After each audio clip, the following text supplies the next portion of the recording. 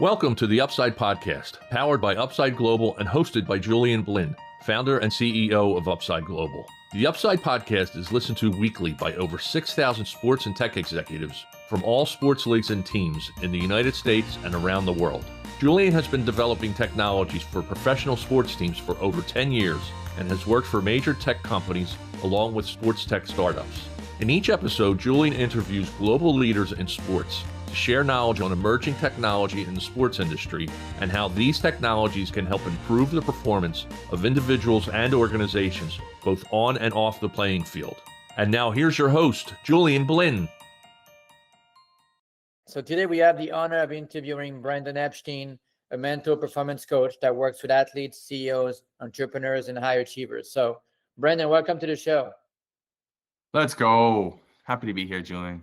It's great to have you on the show as well. So first, I wanted to get your thoughts on your journey and background. So you build a reputation as one of the top mental coaches in combat sports, for example, but you also work with coaches and athletes in other leagues, right? So, but can you share how your journey began and what drew you into mental performance coaching and how that path led you to working with UFC fighters, right? Other athletes in other leagues and even CEOs and entrepreneurs? Yeah, I was a college football player, and I was struggling in my freshman year. So I went searching for solutions. I was a seeker, looking for more knowledge to help me grow. And that very coincidentally led me into the path of awakening. And that path of awakening is understanding what is my role here in the universe? What's my purpose? What is my connection to a higher power? And just starting to go down that rabbit hole, I started to learn the power that I had, that I am a creator of everything that I experience in this life. And I create through my focus and my choices. So I started learning about that stuff, came back my next year, had a lot of success playing football, started sharing all these tools with my teammates. They loved it. Got a grant to do studies in a study while I was in college to expand on this coursework. And then haven't looked back since. Last 17 years, I've just continued to bring it to, CEOs, entrepreneurs, like you said, UFC fighters, all types of professional athletes. And as I'm it, right? Like I can only take people as far as I've gone. So the continual work is how much can I continue to expand my capacity and that I can light the torch for others. And so what can you talk to me a bit more about your core philosophy? And so every great coach, right, has a core philosophy or framework that guides their work. But how would you describe your approach, right, to mental performance when you work with athletes, CEOs, entrepreneurs? And what do you think makes it effective in such a high pressure environments like the UFC and other sports? And even as a CEO, right, there's a lot of pressure, a lot of stress. You have to make the right decision. Like I remember Jeff Bezos said, I get paid to make 3 good decisions every day. And I think that was kind of funny he said that. As long as I make 3 good decisions, I've done my job. Right. So what do you give, for example, when you have a conversation with a CEO, you give them quote homework or things to work on, or how do you do it? Yeah. So I created something called the Rewired Method. Okay. And within the Rewired Method, what I'm doing is taking my clients on a journey from awareness. So most people are not conscious of actually what their deficiencies are. They're maybe conscious of some of the negative thoughts or the results or the emotions they have, but they're not aware of where the deficiencies lie. And through my method, we uncover where they lie, which is actually at the subconscious level. So if you stay in your head all the time, you're not going to actually find the blockages that keep you stuck, confused, uncertain, low confidence. And so in this method, I fundamentally rewire the subconscious of my clients. I leave everything that's working for them. Any empowering piece of code that they have at the subconscious level, I leave because it's working. And I focus specifically on every piece of code that's creating chaos for them.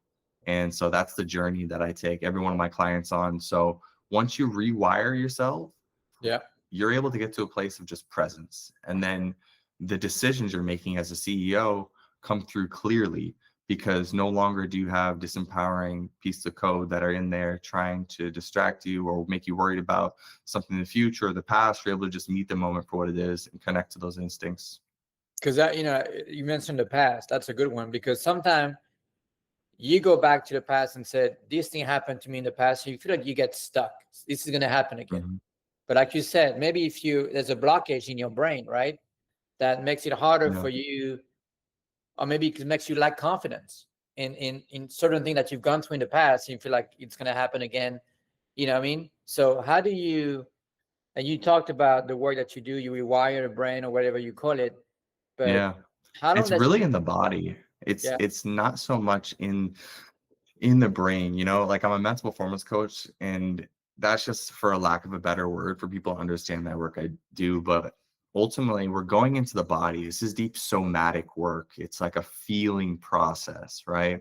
So when you have a trauma in the past, whether it's, you know, something terrible happened to you, like you witnessed a murder, or you had sexual abuse or something like that, or it was something more subtle, like you were bullied, or, you know, you didn't make a team, whatever it may be, it's stored away as emotional scar tissue. In the same way you got to go into a body work and work out physical scar tissue, that's how you release the past, is you go into that emotional scar tissue somatically in the body.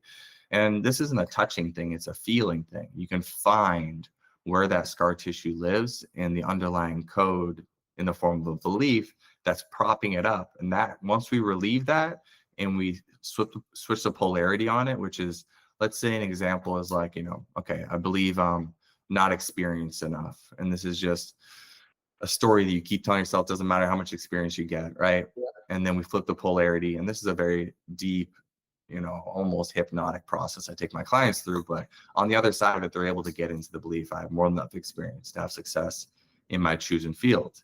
And through that dissolves that emotional scar tissue, which allows them to release the past, come back into the present, meet the moment for what it requires. So give an example of you work with a client. I don't need to know the name of the person, right? Mm-hmm. When they had a trauma, something happened with them in the past, and you know, how did you make them change their mindset or go through that, and how much of an impact did you see with that particular athlete or entrepreneur? I don't need to know the name, but I just want to share some examples of what you've seen. Definitely. I mean, you spoke in the beginning, introduced me as like a mental coach for UFC fighters. So I'll give an example from a fighter who was undefeated and then he lost. And previously he had built the identity of like, oh, I'm unbeatable. Yeah. But also that identity of unbeatable was very much mixed in with this cocktail of perfectionism.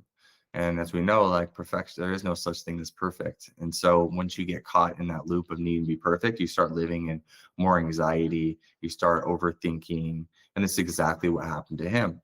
And so once he did end up losing, which, you know, he essentially self-sabotaged himself. He was skilled enough to win, but he beat himself. You know, that belief of, you know, I'm unbeatable is immediately replaced with a belief that, oh, I can be beaten. And that was stored in his body as emotional scar tissue until he met me.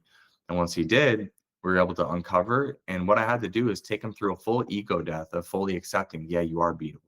You can be beaten. Mm-hmm. And in this process of acceptance, because what we can't accept will never change, and what we resist persists. So if you got beaten, you keep telling yourself, oh, I can't be beaten, you're just resisting, and it's going to persist. And so we accept a way through that.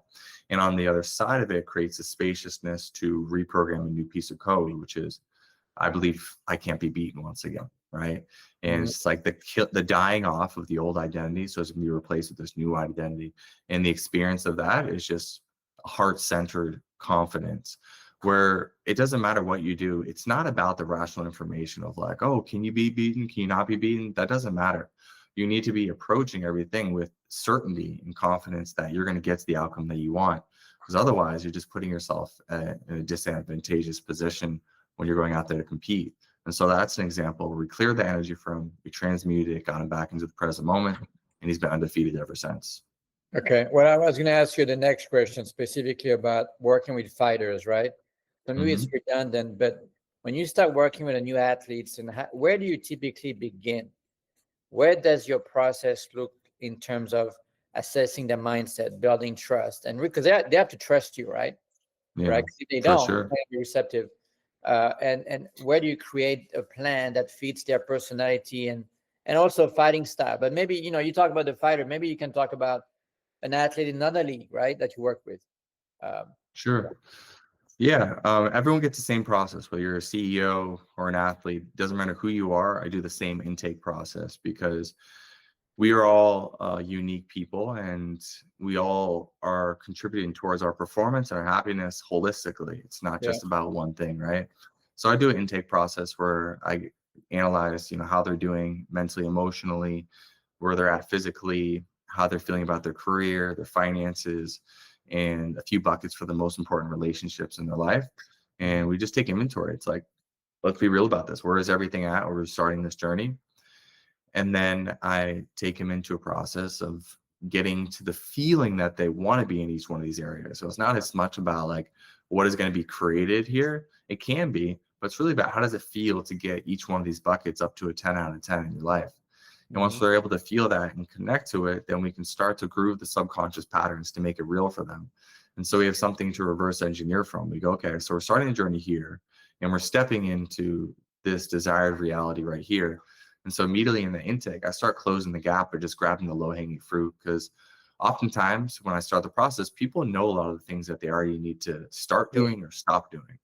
And so I'm taking them through that and just holding them accountable to the things they already need to start doing. And that's where we start the journey.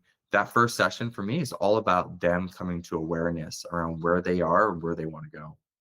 Interesting. Now, the mental side of, for example, fighting or playing at a professional level, right, can be brutal and very, high pressure. In the case of UFC, right, from the pre-fight nerves to handling a tough loss, as you mentioned earlier.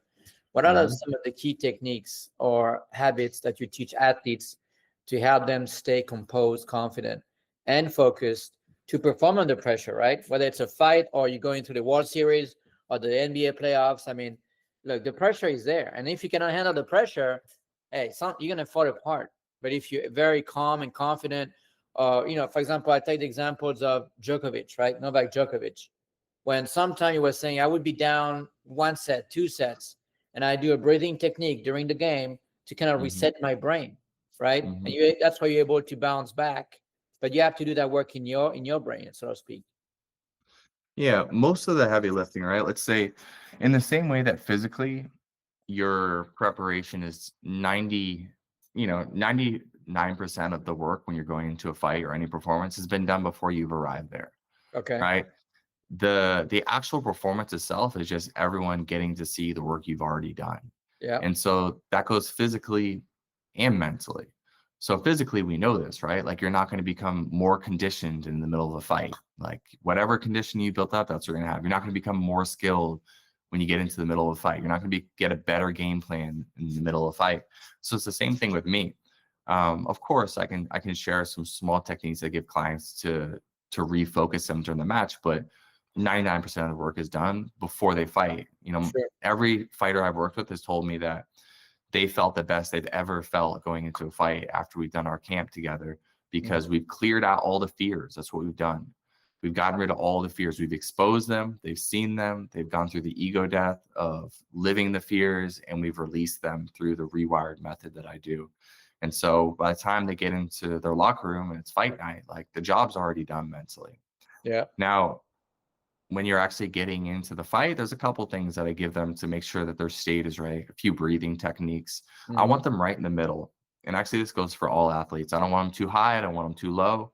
Yeah. So if they're too high strung, I'll tell them, hey, just put your hand on your belly. Take a few deep, slow, long breaths in and out of your nose. Deep, slow, long belly breaths. That'll immediately just drop them down more into that parasympathetic rest and relax. And if they're a little bit too laissez-faire, just like a little bit too low and they need to ramp up a little bit, I'll tell them to do the breath of fire, which is just bringing your chin to your chest and then kind of almost like focusing on the exhale, really powerful exhales out the nose. So it's like this. Okay. And you do that, breath of fire. It's very common in yoga. They teach that. And that'll amp up your nervous system. They'll turn on the sympathetic nervous system. So they have that in their back pocket if they need it. If they're like, I'm a little too low or I'm a little too high. And this goes for all athletes. They can use it to kind of regulate their nervous system into the moment. But yeah, once you get in there, like it's just, there's all the triggers that more so their coach is giving them that they've already trained, give them a focal point, right? Am I staring at his chest or his shoulder? Like, what is my focal point as I'm going through here? And I would say that's more for like a coach, like a skill coach, more so than me as a mental coach. but I collaborate with the skill coaches to implement everything that they're telling the fighter to do into my game plan. So they're visualizing it, they're seeing it a million times before they go into the fight. And so the breathing technique that you mentioned, the visualization, how, because I'm sure when you start working with an athlete who's never done that before, I mean, what kind of reactions do you get? Like, this is like transformative, or what do you get typically from an athlete who never tried those techniques before? Mm-hmm. What did they tell you? I mean, it depends. The rewired method that I do with my clients, it blows everyone away because it completely transforms your state of being. So that is the thing that's like, holy, what the heck was that? Like, this is incredible. The breathing techniques themselves, I think people are generally more matter of fact about it because, like I said, those are like the finishing touches. We've already done all the heavy lifting. So I'm saying, hey, if you need to, if you're feeling a little too low or a little too high, you can use these breathing techniques to lock back in. So they've already done all the heavy lifting with me, that at that point they're like, okay, cool. Yeah, I'll keep that in my back pocket. Okay. That's great. Now you've seen athletes at their best and sometimes the most vulnerable times, right? So what are some of the biggest mental lessons from your work, for example, in the UFC, right, that you think apply not just to fighters, but to everyone striving for high performance in life or business as a CEO? Yeah. The biggest one is to be yourself. Like, don't try to be something you're not. Don't try to come out with this identity that you think you should be projecting into the world, whether you're an athlete or business person. Instead, like, you have to honor who you truly are, and that's going to give you the best chance to win. And there might be a ceiling on that, and there's acceptance around that. Let's say you're an NBA player, you're not a great shooter, but you're a great hustler. You're going to get the blocks, the steals, you're going to jump on loose balls. It's like, you might be able to carve out a career owning that identity, and that's fine. But don't try to be, the guy who's going to create his own shot if that's not who you are. So that self-awareness and stepping into that true identity and owning it and celebrating yourself for that, I think it goes across sports and business. So basically you have to know what your strengths are too. Like, don't try to be somebody else or the next Kobe, but you might have some other qualities that makes who you are, that makes you valuable to the team. But sometimes you're trying to be somebody else because everybody wants to be the next Kobe. Everybody wants to be the next MJ, right? But you're losing your own qualities, what makes you special as an athlete. Exactly. Yeah, that's fundamental. We all have these unique talents, these unique gifts. And, you're kind of bypassing God if you're not honoring those. And so what are you doing when you bypass God? You're not connected to the source anymore. That's where it all comes from. And so honoring whatever your unique gifts are going to give you the best opportunity for success and fulfillment. Yeah, no, that makes sense. Now, tell me about the book. You sent me the link to the book, right? The thing on your book. So what is it about? And where do people get it? Can you get it on Amazon, or where do you get it? Yeah. The physical version or Kindle version, both of those are on Amazon. The book is called The Success Code. It's also on Spotify and Audible. I recorded the audiobook version. And the book is two parts. The first part of the book is my story. And it's like, how did I even get into this stuff? And it's a story about entrepreneurship. It's a story about breaking into this field. It's a story about how these things can create miracles in your life using this rewired method.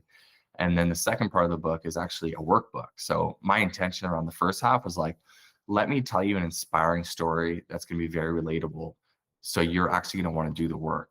And then part two is a full workbook where like you could get the experience of like what I give to my coaching clients. You can go through the process of working through it on your own. That's great. Now, last question. We got a lot of team listening to the podcast. But what if there's any team that want to reach out to you because they got an athlete who's going through some tough time or they want to improve performance, what's the best way to reach out to you?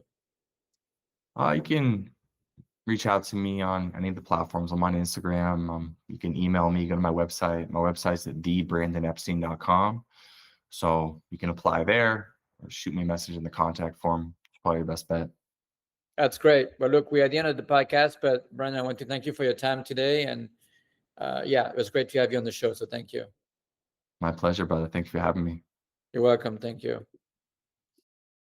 Thank you for listening. To access past episodes and other research, articles, and analysis of sports technology, please visit our website, theupside.us. Subscribe to the Upside newsletter and receive full access to our sports tech business letter and website.